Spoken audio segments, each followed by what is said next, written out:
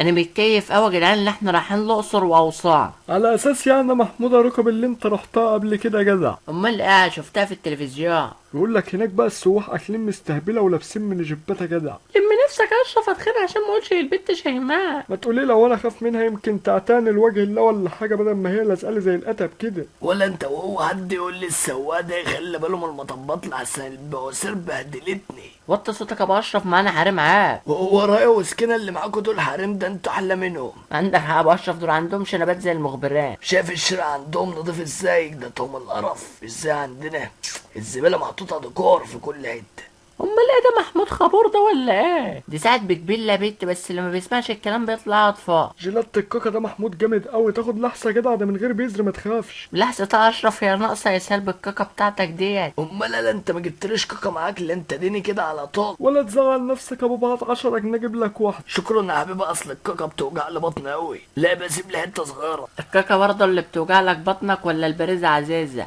وبعدين يا جدعان النهارده ليلة راس السنة، ايه اللي هيحصل؟ مفيش يا محمود، هتيجي الساعه 12 النور هيطفي. ايه ده بجد؟ وبعدين ايه اللي بيحصل؟ بيجي دور الشيطان بقى محمود، ملناش دعوة بيه. لا يا جدع، انا امي بترمي قلل من البلكونه وباب. ما تيجوا يا جدعان نروح معبد الكرنك. هاي هو ده بقى ورق البفرة بتاع الفراعنة؟ يا عبيط اسمه ورق مرضي. المكان ده رغم انه قديم ومعتى بس بالصلاه على النبي 200. ايه ده؟ فاجروا يا جدعان، السقف بيقع. بوم.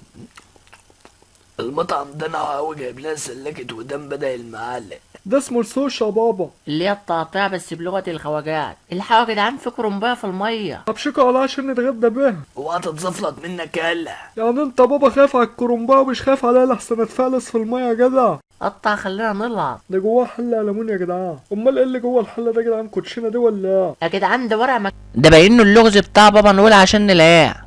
يا راجل بلاش خرط. طب احنا لازم نلاقيه عشان يجيب لك كلاسين عشان الساعة. لا انا هخليه يجيب لي فرخه شامورت. لو جابها لك ما تنسانيش بقى في رجلين الفراخ، بقول لك كلها بروتين. بتحب تغذي نفسك انت. الله اكبر عليك يا جدع، انت سيبها لكم وماشي، يمكن تتقلبوا نسانيس ولا حاجه واخلص منهم. خد يا راجل ما تخافش. امال اشرف هو ايه اللي مكتوب في الورق؟ ده انت عارفني محمود، انا بصمجي. الحق يكون انت مكتوب فيها عنوان. مش يمكن بابا نويل سايب عنواننا؟ طب بصوا يمين وشمال كده. انا احوال كده كل. لاحظتوا حاجه يا جدعان؟ عايزين نقفز عشان شكلها هتمطر. شكلها اشتغل. ما تنبرش يا اشرف. الحق يا جدعان، ده بابا نويل ساب رقم الواتس بتاعه، يا رب تطلع واحده تعزمنا على سهله. امال فيها كونها مش ماليه عينك ولا ايه؟ بصراحه لا، انا عايز اللي تملى جابي مش تملى عيني. طب ما تتصل باكونر ولا معاكش رصاع؟ يا جدعان انا عايز اللي اشتغاله ازيكم عاملين ايه؟ انا مرات بابا نويل. لا هو بابا نقول ما بيكشفش على الرجاله ولا بطل الاول.